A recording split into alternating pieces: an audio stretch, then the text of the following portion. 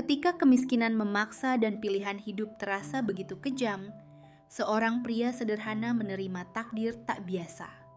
Menikahi wanita asing yang lumpuh demi menyelamatkan ibunya dari lilitan hutang. Tapi malam pertama, mereka justru membuka rahasia yang mengubah segalanya. Langit Cilacap mendung sore itu seperti ikut meratapi nasib Dimas yang duduk termenung di ambang pintu rumah reyot ibunya.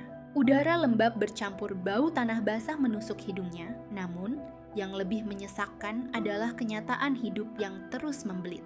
Sejak ayahnya meninggal 2 tahun lalu karena kecelakaan kerja di proyek pelabuhan, keluarga mereka tak pernah benar-benar pulih.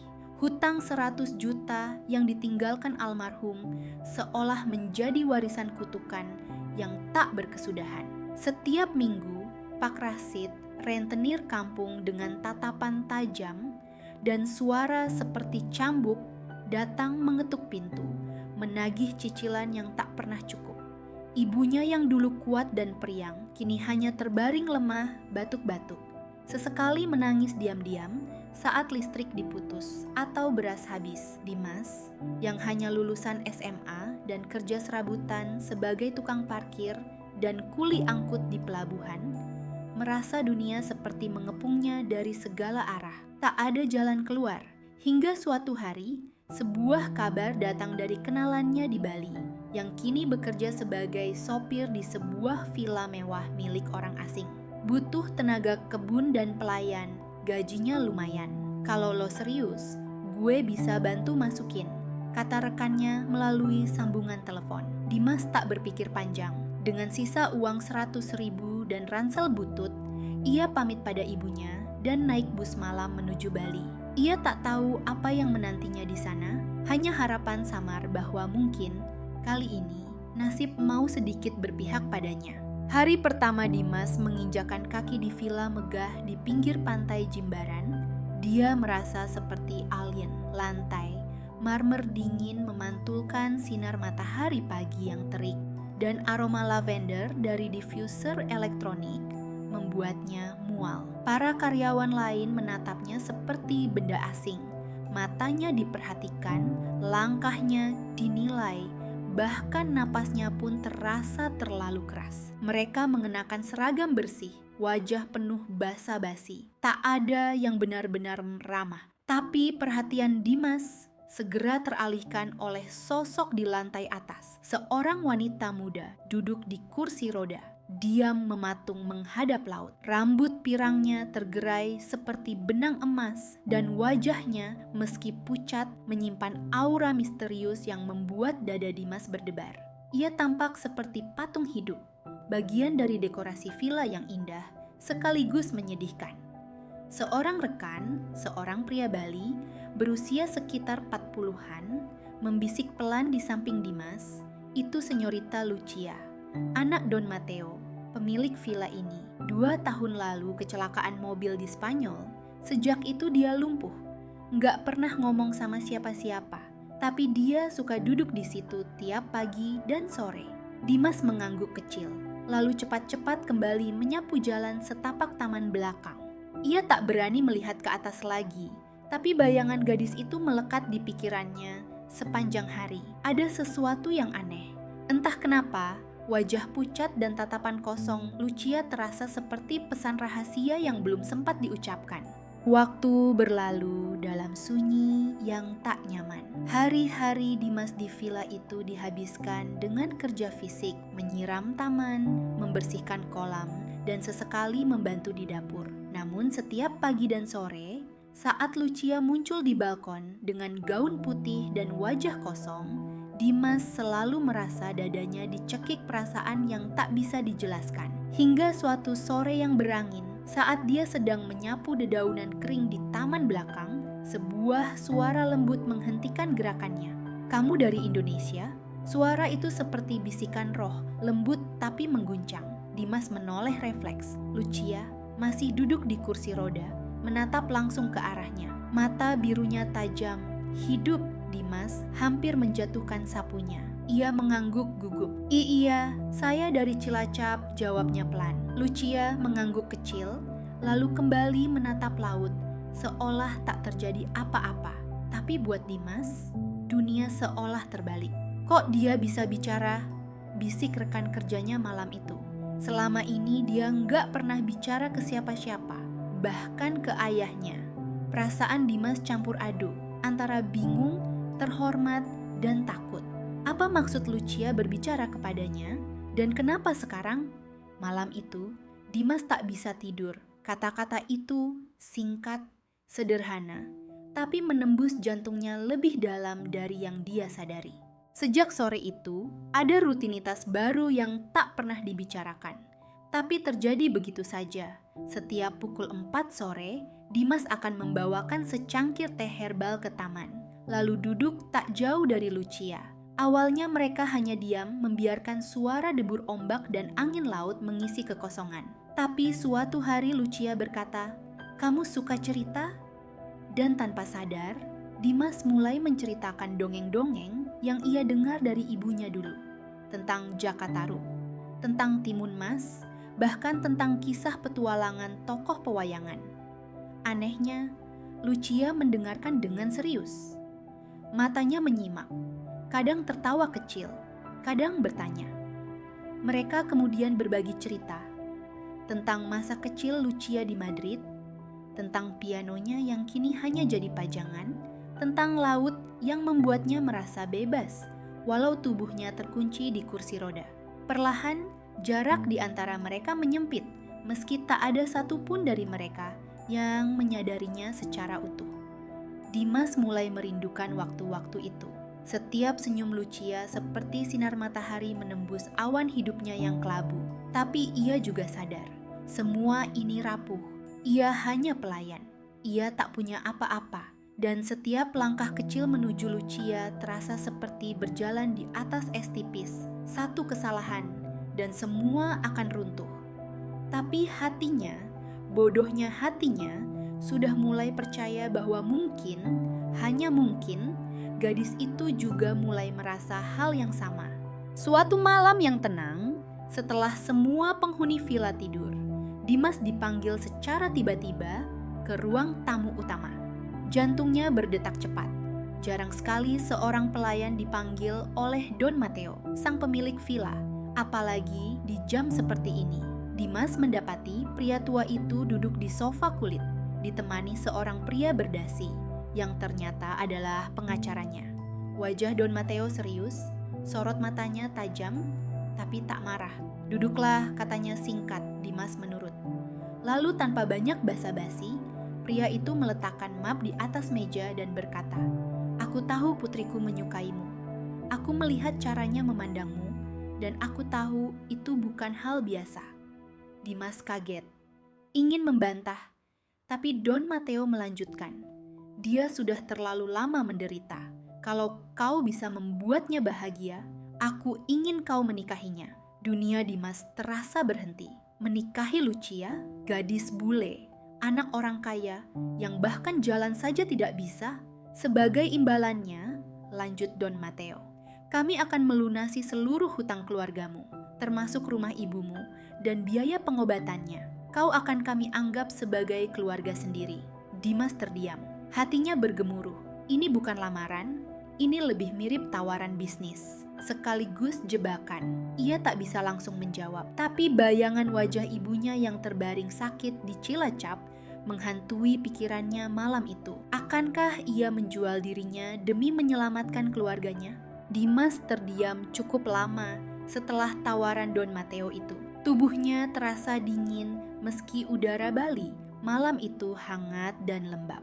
Rasanya seperti dilempar ke dalam jurang tanpa tahu apakah ada dasar di bawah sana. Ini bukan lamaran, pikirnya. Ini perjanjian. Sebuah kontrak diam-diam dengan harga yang mahal, kebebasan jiwanya sendiri. Ia berjalan pulang menuju kamar pegawai dengan langkah berat. Jantungnya berdegup tak beraturan. Sepanjang malam ia tak tidur, hanya menatap langit-langit kamar sambil memutar ulang kata-kata pria tua itu. "Kami lunasi hutangmu, nikahi putriku." Mudah diucapkan, tapi konsekuensinya menghabiskan hidup bersama wanita yang mungkin tak pernah bisa benar-benar ia cintai. Tapi di sisi lain, Dimas teringat ibunya. Tubuh kurus itu terbaring lemah di ranjang reyot di Cilacap dengan napas berat, tanpa uang untuk membeli obat. Tadi siang, kata adiknya lewat telepon, rentenir datang lagi, membentak, menendang pintu, bahkan mengancam akan menyita rumah. Dimas menutup matanya, menggigit bibir. Ia tak punya waktu. Setiap detik adalah pertaruhan nyawa ibunya. Dan di sini, di tangan orang asing yang ia tak kenal, ada jalan keluar, jalan yang penuh duri. Tapi kalau tidak diambil, maka semua akan jatuh hancur. Malam itu Dimas merasa hidupnya seperti catur, dan ia hanyalah bidak kecil yang sedang digeser-geser tanpa kuasa menentukan arah. Keesokan paginya, tanpa banyak kata, Dimas mengangguk pelan saat kembali dipanggil ke ruang tamu. Don Mateo mengerti itu sebagai jawaban, dan semuanya bergerak cepat, terlalu cepat. Hari itu juga, pengacara keluarga mengatur segala dokumen, dan malamnya sebuah upacara kecil dilakukan di kapel villa yang biasanya hanya dibuka saat Natal. Tak ada tamu undangan, tak ada bunga, hanya 2 saksi legal, Don Mateo Lucia di kursi rodanya, dan Dimas dalam jas pinjaman yang terlalu besar. Lucia tak banyak berkata-kata, bahkan saat ijab kabul selesai dibacakan oleh seorang pejabat sipil. Tatapannya kosong, hanya mata birunya yang terlihat basah. Air mata menetes diam-diam saat cincin melingkar di jari manisnya. Dimas berdiri kaku, ingin menghapus air itu tapi tak berani. Di dadanya, rasa sesak makin menjadi. Ini bukan pernikahan impian yang dibayangkan ibunya selama ini. Ini bukan kebahagiaan. Ini adalah transaksi. Tapi Dimas mencoba menguatkan diri. Ia harus berpikir tentang keluarganya, tentang ibunya. Setelah upacara selesai, Don Mateo hanya menepuk bahunya ringan, lalu berlalu begitu saja. Dimas dan Lucia kini resmi suami istri, tapi tak ada pelukan hangat, tak ada senyum lega, hanya keheningan yang menggantung di udara, seperti kabut yang tak pernah mau pergi. Dimas berjalan menuju kamarnya malam itu seperti orang asing yang baru saja memenangkan perang, tapi kehilangan seluruh jiwanya dalam prosesnya. Beberapa hari setelah pernikahan, perubahan mulai terasa. Dimas tak lagi tidur di kamar pelayan, melainkan dipindahkan ke kamar tamu luas di lantai 2, hanya bersebelahan dengan kamar Lucia. Ruangan itu sangat mewah. Ada balkon pribadi, televisi besar, kasur empuk dengan spray wangi yang selalu diganti setiap hari. Tapi keindahan itu tak membawa kenyamanan. Dimas merasa seperti di penjara dalam sangkar emas. Siang hari, ia merawat Lucia, membantunya bangun, menyuapi sarapan, mengganti pakaian, bahkan membacakan buku sebelum tidur. Lucia tak pernah meminta, tapi tak pernah menolak juga. Mereka seperti 2 aktor dalam panggung tanpa penonton. Namun, saat malam tiba dan kesunyian menyelimuti villa, mimpi buruk mulai datang. Dimas kerap terbangun dengan keringat dingin, mimpi tentang dirinya yang tenggelam di laut atau ibunya yang menangis darah. Villa itu terasa aneh, terlalu tenang, terlalu steril. Tak ada suara, tak ada tawa, hanya langkah kaki para pelayan dan bisikan angin. Bahkan mata Don Mateo saat menatapnya pun seperti selalu mengamati, mengukur, menilai. Dimas mulai merasa seolah hidup dalam dunia lain. Dunia di mana cinta, kebebasan, dan kejujuran telah dikubur dalam taman-taman mewah dan lorong-lorong sunyi. Tapi ia tak punya pilihan. Setiap kali ia mulai ingin melarikan diri, bayangan rumah reyot di Cilacap dan tubuh lemah ibunya muncul kembali, menyeretnya kembali ke kenyataan pahit yang tak bisa ia ubah. Suatu malam, ketika hujan turun perlahan dan kilat menyambar dari kejauhan, suara lirih memanggil dari balik pintu. "Dimas!" Itu Lucia. Dimas yang sedang membaca di tempat tidur langsung berdiri dan mengetuk pintu kamarnya. Lucia tak menjawab, tapi ia masuk pelan-pelan dan melihat Lucia duduk menatap jendela yang terbuka sedikit. Angin malam menerpa tirai tipis, membuat suasana jadi murung. "Kau tak mencintaiku, kan?" tanya Lucia tiba-tiba. Suaranya nyaris seperti bisikan. Dimas terdiam. Kata-kata itu menghantam dadanya seperti palu godam. Ia ingin menjawab, tapi lidahnya keluh. Lucia tersenyum miris, lalu tertawa pelan, seperti menyindir nasibnya sendiri. Ayahku memaksamu, aku tahu, aku tak bodoh. Kali ini Dimas benar-benar menelan ludah. Ia ingin menyangkal, tapi kebohongan terasa lebih menyakitkan daripada keheningan. Lucia menunduk. Kau tak salah, aku pun tak punya pilihan. Dimas duduk di kursi dekat ranjangnya, tak berkata apa-apa, tapi hatinya bergejolak. Gadis ini tahu semua, tak ada yang bisa disembunyikan. Tapi yang tak Dimas tahu adalah bahwa Lucia menyimpan luka lain, jauh lebih dalam dari sekadar rasa tak dicintai. Luka yang belum sempat ia buka, tapi perlahan mulai menganga di hadapan Dimas malam itu. Dan meski Dimas merasa seperti tahanan, Lucia mungkin lebih terkurung dari siapapun di villa itu. Dengan suara pelan yang hampir pecah, Lucia mulai membuka masa lalunya. Ia bercerita tentang malam itu, malam kecelakaan yang mengubah segalanya, tentang mobil yang melaju terlalu cepat di jalanan Madrid, tentang rem yang tak berfungsi, dan suara ibunya menjerit sebelum semuanya gelap. Saat ia sadar, tubuhnya tak bisa digerakkan lagi dari pinggang ke bawah, tapi luka itu belum seberapa dibanding apa yang datang setelahnya. Lucia kehilangan ibunya tak lama setelah itu, bukan karena kecelakaan, tapi karena bunuh diri. Ibunya tak kuat menanggung kenyataan bahwa suaminya, Don Matteo, selama ini berselingkuh dengan sekretaris pribadinya. Kebenaran itu menghancurkan segalanya. Lucia, yang baru saja kehilangan hidupnya, juga kehilangan satu-satunya orang yang mencintainya tanpa syarat. Sejak saat itu, ayahnya mengambil alih semua keputusan, termasuk mengurung Lucia di villa ini, jauh dari dunia luar. Aku hanya boneka, katanya dengan mata berkaca-kaca. Boneka yang disimpan di lemari kaca, dipoles, dipamerkan, tapi tak pernah diberi kesempatan memilih. Dimas tak tahan lagi. Ia menggenggam tangan Lucia yang dingin, dan untuk pertama kalinya, ia merasakan sesuatu yang lain. Bukan kasihan, bukan kewajiban, tapi simpati yang tulus. Malam itu, di antara hujan yang turun dan cahaya lampu temaram, dua hati yang sama-sama terkurung mulai mendekat, meski masih dipisahkan oleh tembok-tembok luka dan rasa bersalah. Beberapa hari setelah pengakuan Lucia, suasana villa berubah semakin aneh. Don Matteo tiba-tiba muncul di ruang makan dengan amplop coklat dan mengatakan sesuatu yang membuat Dimas tercekat. Kami akan ke Spanyol minggu depan. Keluarga besar ingin mengenalmu. Nadanya seperti biasa, datar, tegas, tak memberi ruang untuk menolak. Dimas tahu, menolak bukan pilihan. Namun sejak mendengar itu, Lucia tampak gelisah.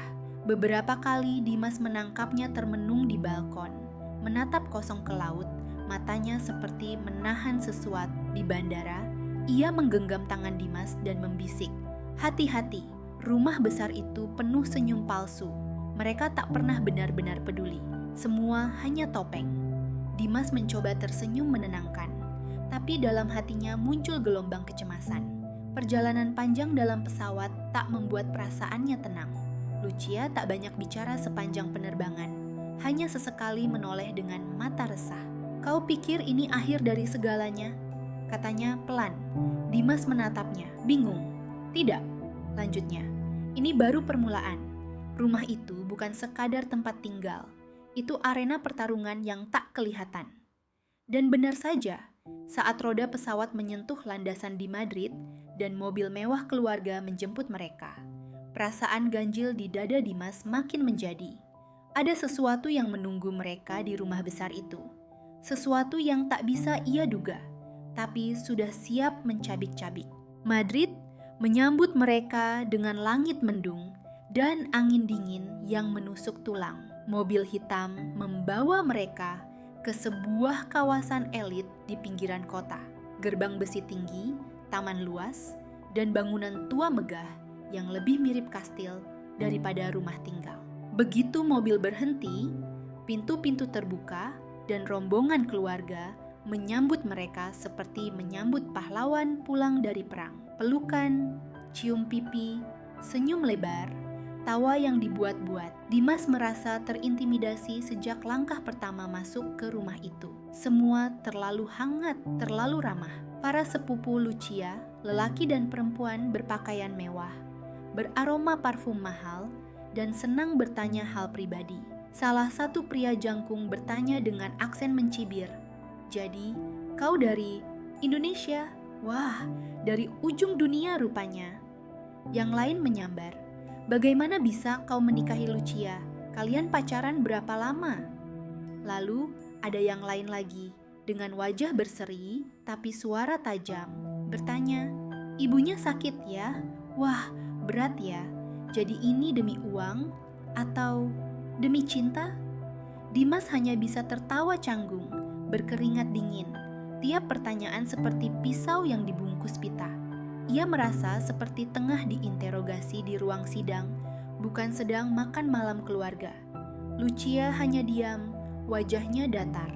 Tapi tangannya menggenggam tangan Dimas di bawah meja, erat, seperti sedang memberi isyarat. "Bertahanlah, ini belum apa-apa." Malamnya, di kamar besar di lantai atas yang kini mereka tempati bersama, Lucia tampak gelisah. Ia duduk di tepi ranjang, menatap langit-langit dengan mata yang tak berkedip. Dimas, yang sedang mengganti bajunya, menoleh ketika mendengar Lucia bicara dengan suara rendah. "Salah satu dari mereka ingin membunuhku." Kalimat itu jatuh seperti granat di dada Dimas. Ia berhenti bergerak, menatap istrinya dengan ngeri. Lucia tak menoleh, tapi melanjutkan, "Sejak ibuku mati, aku jadi pewaris tunggal seluruh harta ayah. Rumah ini, perusahaan, saham, bahkan villa di Bali. Dan mereka tak suka itu. Mereka pikir aku hanya beban, apalagi sekarang lumpuh." Dimas mendekat, duduk di sampingnya. "Tapi, apa kau yakin?" Lucia menatapnya lurus. "Pernikahan ini menyelamatkanku. Dengan menikahiku, kamu jadi penghalang utama mereka. Jika aku mati, warisan akan kau terima. Dan itu membuatmu target berikutnya." Dimas merinding. Ia ingat semua tatapan sinis yang disamarkan menjadi senyum saat makan malam tadi. Semua tawa yang terdengar seperti gema palsu. "Jaga dirimu," kata Lucia sambil meremas tangan Dimas. "Jaga aku. Kita bukan pasangan biasa. Kita dua jiwa yang sedang dikepung." Dimas tak tahu harus berkata apa. Tapi satu hal pasti, ia sudah masuk ke dalam permainan yang jauh lebih berbahaya dari yang ia bayangkan saat pertama kali menandatangani kontrak nikah. Hari-hari di rumah megah itu berubah menjadi labirin kecurigaan dan ketegangan. Dimas tak pernah merasa aman, bahkan saat duduk di ruang tamu atau makan pagi di meja panjang marmer. Ada sesuatu dalam udara rumah itu yang membuat bulu kuduknya selalu berdiri, dan kecurigaan Lucia terbukti perlahan. Suatu pagi, saat ia hendak menyuapi Lucia bubur, Lucia tiba-tiba muntah hebat. Setelah diperiksa, ditemukan zat asing dalam makanannya. Bukan racun mematikan, tapi cukup untuk membuatnya lemas seharian. Lalu, rem kursi rodanya tiba-tiba longgar. Padahal sebelumnya baru diservis. Dimas mulai mencatat semuanya diam-diam. Malam-malam, ia mendengar langkah kaki di lorong meski semua kamar sudah terkunci. Ada suara pintu terbuka perlahan, bisikan halus di dekat tangga, lalu diam 1000 bahasa saat lampu dinyalakan. Yang lebih mencurigakan, tidak ada CCTV di rumah itu. Don Matteo berdalih soal privasi, tapi bagi Dimas, ini justru ladang sempurna untuk rencana busuk. Ia mulai tidur dengan satu mata terbuka. Setiap kali keluar kamar, ia menyembunyikan pisau kecil di balik saku celana. Siang hari, para anggota keluarga masih bersikap seolah mereka keluarga kerajaan yang penuh cinta. Makan bersama, bersulang, tertawa pada lelucon murahan. Tapi Dimas tahu, senyum-senyum itu bisa berubah menjadi bisikan maut saat matahari tenggelam. Ia dan Lucia kini tak hanya harus bertahan dari luka masa lalu, mereka sedang mencoba bertahan hidup di tengah keluarga sendiri. Merasa semakin terancam, Dimas memutuskan untuk menyelidiki sendiri. Ia menyusun rencana kecil tanpa memberitahu Lucia agar tak membuatnya makin cemas.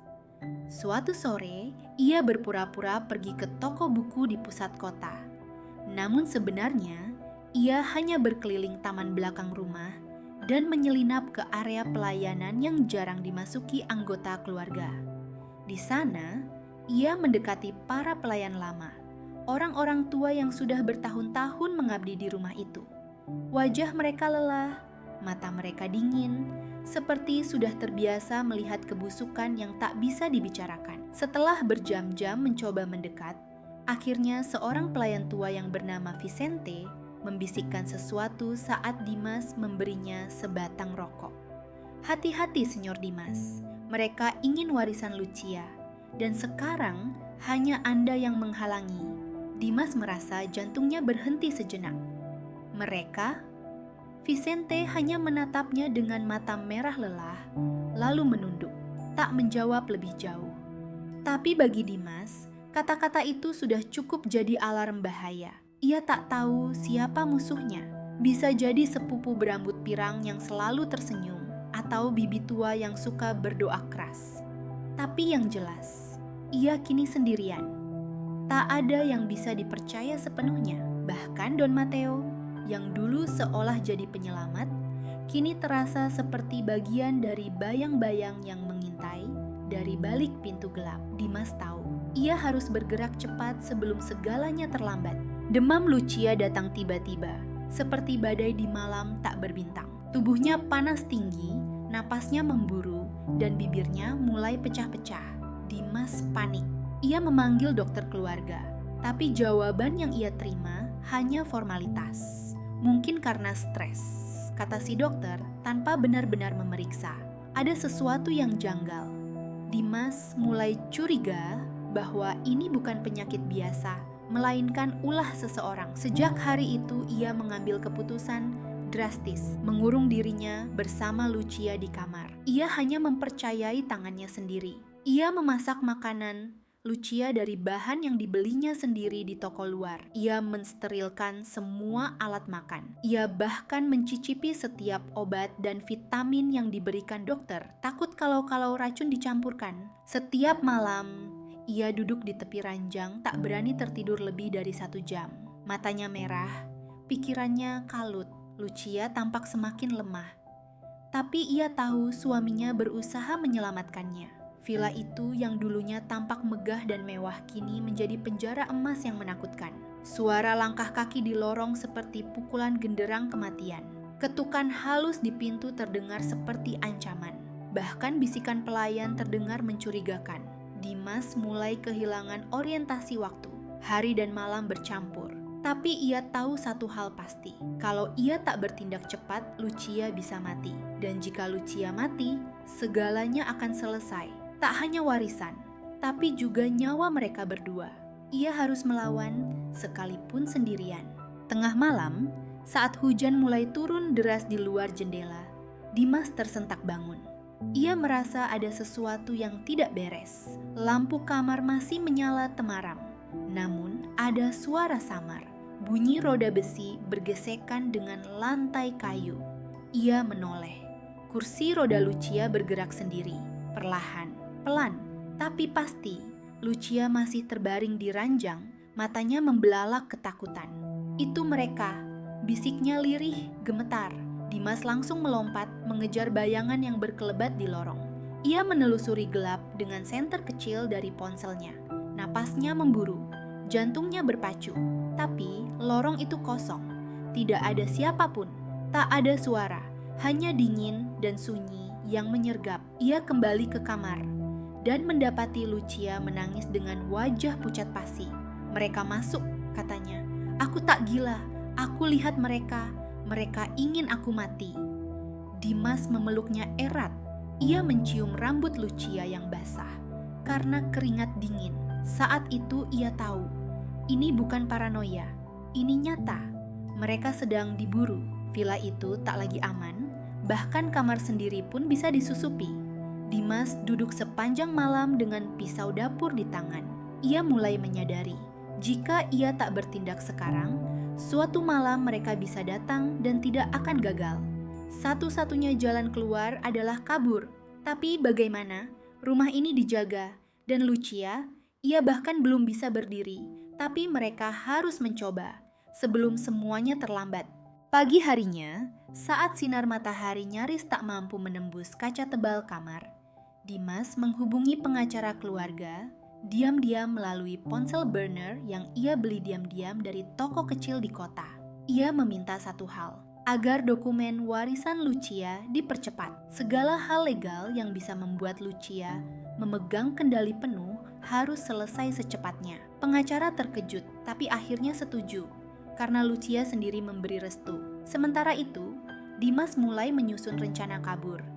Ia mencatat jalur-jalur keluar masuk rumah, memperhatikan jadwal para pelayan, dan memanfaatkan simpati Vicente, pelayan tua yang pernah memperingatkannya. Vicente bersedia membantu diam-diam dengan risiko besar. Rencana ditetapkan, mereka akan kabur tengah malam menggunakan mobil lama yang biasa digunakan untuk mengantar barang. Tapi takdir berkata lain.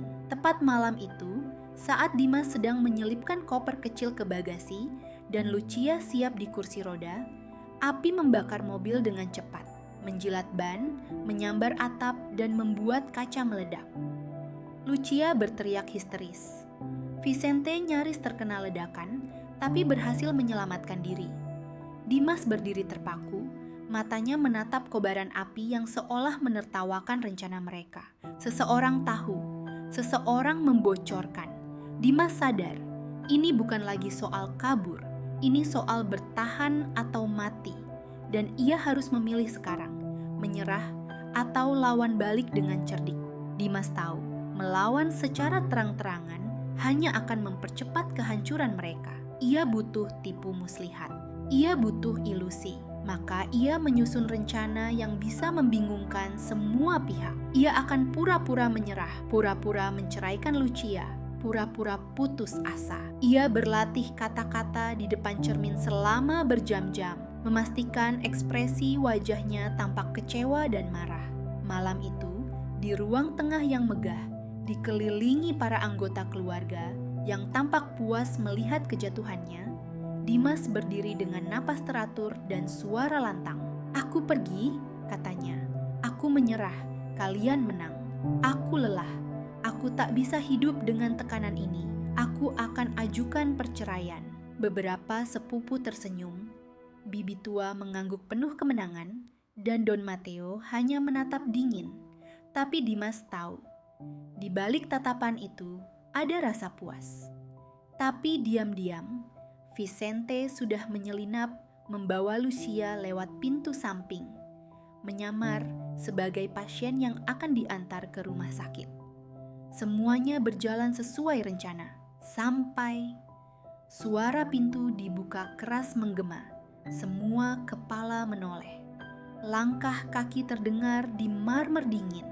Dimas menoleh dan darahnya berhenti mengalir. Di ujung ruangan berdiri Lucia. Tubuhnya gemetar, tapi ia berdiri tegak. Untuk pertama kalinya setelah 2 tahun lumpuh, semua mata melebar. Tak ada yang bersuara. Sepupu-sepupu yang tadinya tertawa kini terdiam. Don Mateo bangkit dari kursinya. Wajahnya pucat seperti kapur. "Lucia," gumamnya, tak percaya. Lucia menatap mereka semua, dingin, tajam, seperti ratu yang siap mengeksekusi pengkhianatnya. "Aku yang memilih dia," katanya, suaranya nyaring dan penuh kemarahan yang selama ini ia pendam. "Aku bukan boneka, aku bukan beban, aku bukan warisan yang bisa kalian rebut seenaknya." Ia menatap ayahnya. "Dan kau," katanya, "kau pikir aku lemah karena duduk di kursi roda, tapi aku hanya menunggu saat yang tepat. Dan malam ini permainan kalian selesai." Suasana ruangan seperti dibekukan. Tak ada yang bisa berkata apa-apa. Lucia perlahan berjalan mendekati Dimas dan menggenggam tangannya. "Dia suamiku, dan mulai malam ini, semua ini milik kami." Don Mateo tak bisa membalas. Ia hanya duduk, terdiam, dikalahkan oleh putrinya sendiri. Malam itu kekuasaan berubah tangan. Dimas tidak hanya melunasi hutang ibunya, tapi juga merebut kembali harga dirinya, cintanya, dan masa depannya. Semua dalam satu langkah yang tidak pernah ia duga akan terjadi.